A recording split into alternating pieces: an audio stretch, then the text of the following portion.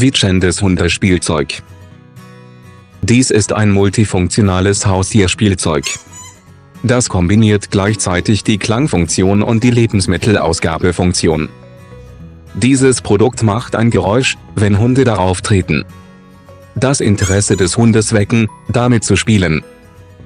Durch leichtes Drehen des unteren Teils kann das Spielzeug geöffnet werden und in etwas Hundefutter oder Leckereien mit verschiedenen Größen setzen.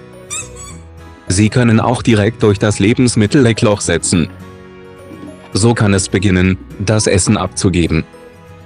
Die obere Abdeckung dieses Produkts besteht aus weichem und sicherem TPR-Material.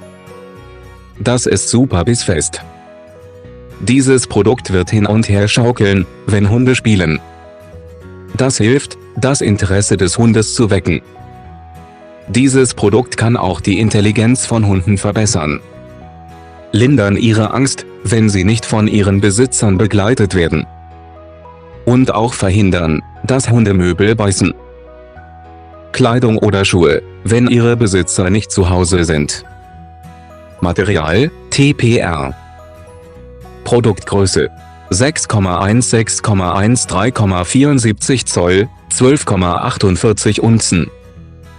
Paket: 40 Stück pro Box, 22,44 18,89 18,11 Zoll, 31,3 Pfund. Danke fürs Zuschauen.